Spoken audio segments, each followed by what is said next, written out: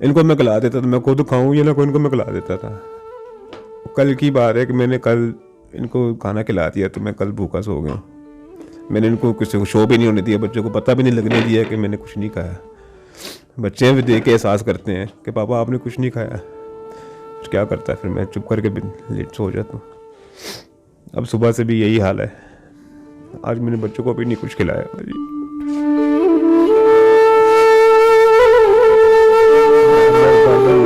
कुछ नहीं होती तो उसको फिर मैंने देखा क्यों पी रहा है ये फीटर, क्या मसला है इसको। फिर मैंने इसको इसके बिठा के ना ऐसे, तो यहाँ से ऊपर से फीटर डाल के तो ऐसे जैसे माँ दूध पिलाती है वैसे दूध पिलाया, तो फिर ये पीने शुरू हो गया। अस्सलाम वालेकुम नाज़रीन, मैं हूँ आपकी मेज़बान रुबीना मलिक और मेरे साथ इस वक्त 35 साला भाई अजमत मौजूद है। जैसे कि नाज़रीन आप जानते हैं कि एक औरत को बहुत घरेलू समझा जाता है और इस माँ को पाक रिश्ता दिया जाता है कि अपने बच्चों पर माँ कुर्बान हो जाती है। अपने बच्चों के लिए वो लोगों के बर्तन, लोगों की सफाइयाँ, हर चीज़ करती है, लेकिन शौहर पर कभी भी बच्चों पर मुस्कान के लिए वो बड़ा कुछ अपने लिए अपने ऊपर जुल्म उठाती है। यहाँ पर एक नाज़रीन एक ऐसी स्टोरी है कि मैं खुद इस बात पर शर्मिंदा हूँ कि एक ऐसी औरत जो 4 बच्चे पैदा कर कर अपने आशिक के साथ चली गई, वो भी एक सैयद ज़ात शाह जी।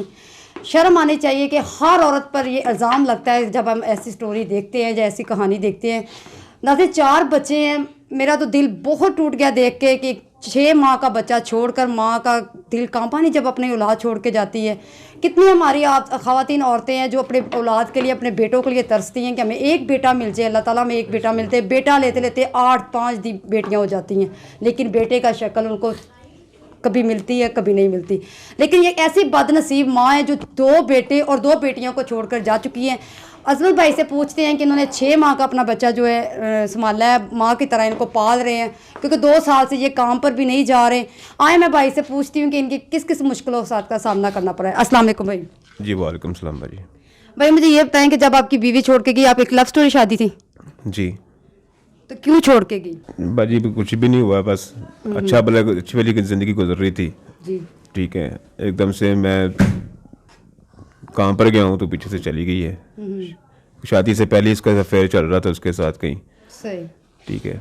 तो मुझे नहीं पता चला, अगर पता होता तो मैं पहले छोड़ देता। लेकिन जिसने 6 महीने का बच्चा नहीं देखा, बच्चे बेटियां नहीं देखी, अब मैं बाप हूँ भाजी, सीधी बात है। मैं बेटियों को अब तक तो ठीक है, बिल्कुल सही। जब बड़ी होंगी कैसे संभाल। 10 साल मेरे साथ उसने गुजारे, 10 नहीं बल्कि 12 साल गुजारे। मेरा बड़ा बेटा 12 साल का है, मेरे साथ गुजारे अच्छे गुजारे हैं, सही अच्छी गुजरी थी ज़िंदगी। पता नहीं अचानक से क्या हो गया, चली गई वो।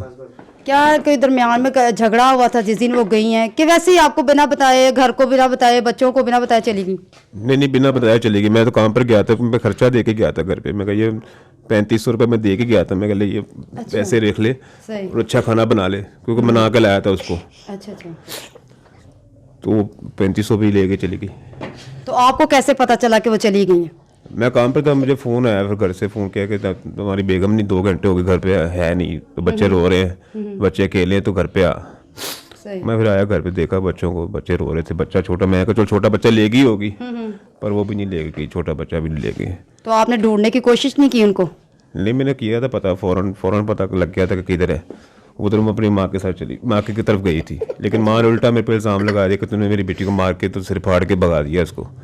मैंने कुछ भी नहीं किया, मैंने आज तक उसको हाथ भी नहीं लगाया था। मतलब कि अच्छी ज़िंदगी, लाइफ अच्छी गुजरी थी। मुझे ऐसी आदत नहीं औरत पे हाथ उठाने की। असल में मुझे ये बताएं कि 10 साल 12 साल आपके साथ रही है, कभी आपको शक नहीं हुआ उस पर कि इसका अफेयर चल रहा है या गैर तलक किसी से? नहीं, कभी महसूस ही नहीं हुआ मुझे। मेरा ध्यान अपने बच्चों में था और उसमें था। मुझे पता है मेरी बीवी मेरे बच्चे हैं, बस कभी ऐसा ज़हन रखा ही नहीं है। तो मैंने उसको पता चले कि वो अचानक ही बाद में पता लगा जब वो चली गई है। तो पहले भी वो अपने पीरों की तरफ जाती थी, मुर्शिद की तरफ? जाती थी हफ्ते बाद, यानी कि हफ्ते बाद उन्हें घर जाना होता था लाजमी। उसने लड़ाई डालनी है जो मर्जी, उसने हफ्ते बाद घर जाना लाजमी, माई के लाजमी जाना है। तो आप भी आप भी साथ जाते थे, बच्चे भी साथ जाते थे? हाँ जी, ऐसी खुशी जाते थे, बच्चों को लेकर ऐसी खुशी लेके जाता था। लेकिन वहाँ पे जाके तो मैं बच्चों में लग जाता था। अब उनकी क्या होती थी वो मुझे नहीं पता। अच्छा अजमल भाई, मुझे ये बताएं 6 माह का बच्चा वो छोड़ के गई है, तो किस मुश्किलों का सामना करना पड़ा बच्चे के लिए?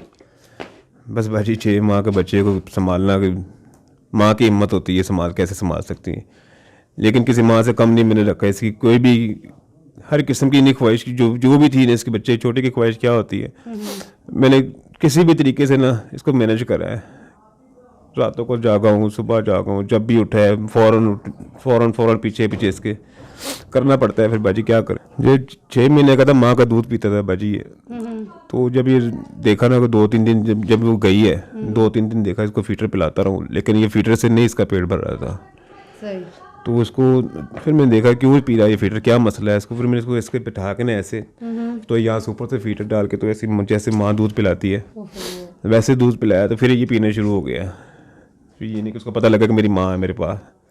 फिर इस तरह ये तकरीबन साल तक का था, तो ऐसे पिलाता रहूँ मैं इसको दूध, साथ साथ जागता रहूँ, साथ साथ पिलाता रहूँ इसको। यानी कि मेरे मालिक ने हिम्मत दी बाजी, मैंने संभाल लिया। अच्छा भाई अजमत, मुझे ये बताएं कि कितने दिन कितनी रातें आपको भूखा अपने बच्चों के साथ सोना पड़ा? नहीं बाजी, जो सीधी बात है, बच्चों को कोई ना कोई मालिक की रिज़्क़ात मिल जाती थी। इनको मैं खिला देता था, मैं खुद खाऊं या ना कोई, इनको मैं खिला देता था। कल की बात है कि मैंने कल इनको खाना खिला दिया तो मैं कल भूखा सो गया। मैंने इनको किसी को शो भी नहीं होने दिया, बच्चों को पता भी नहीं लगने दिया कि मैंने कुछ नहीं खाया। बच्चे भी देख के एहसास करते हैं कि पापा आपने कुछ नहीं खाया। फिर क्या करता है, फिर मैं चुप करके लेट सो जाता हूँ। अब सुबह से भी यही हाल है।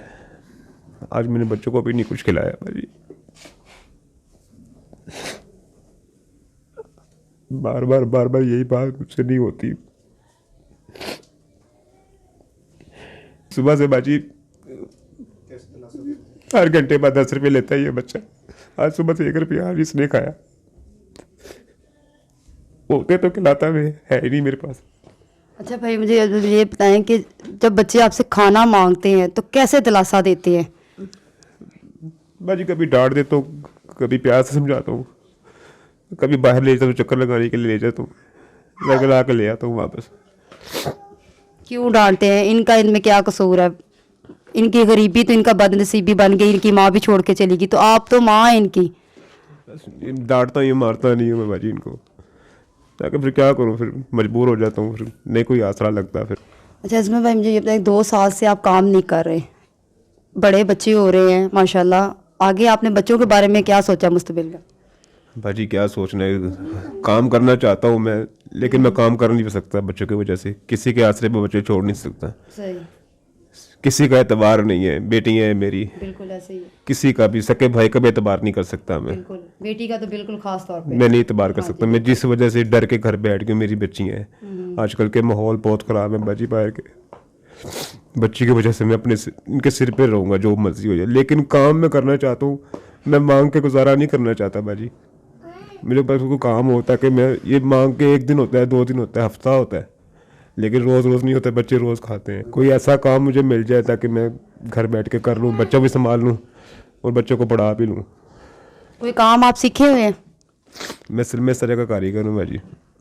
तो अब आप क्या घर में काम कर सकते हैं कि जो आप कह रहे हैं ना मैं घर में कर लूँ, तो आपके क्या ज़हन में कि आपको कौन सा काम घर में कराया जाए?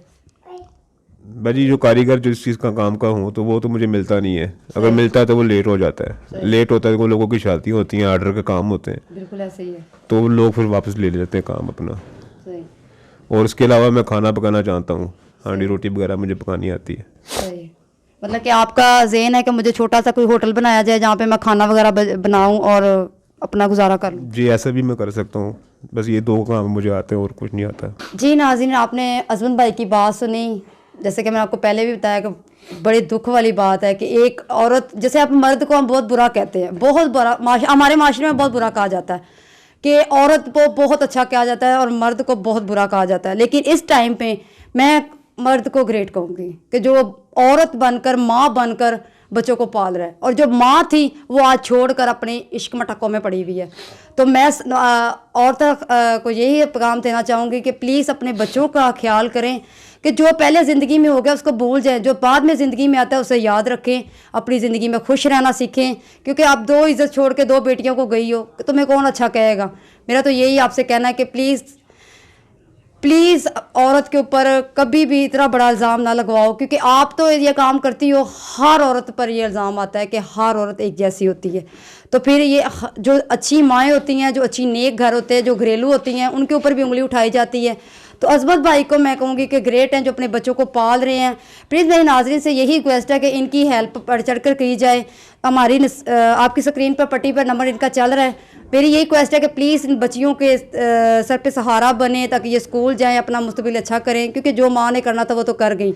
लेकिन प्लीज़ आपसे यही रिक्वेस्ट है कि इनकी हेल्प की जाए। इसी के साथ साथ मुझे इजाज़त दीजिए। अल्लाह ने के बान।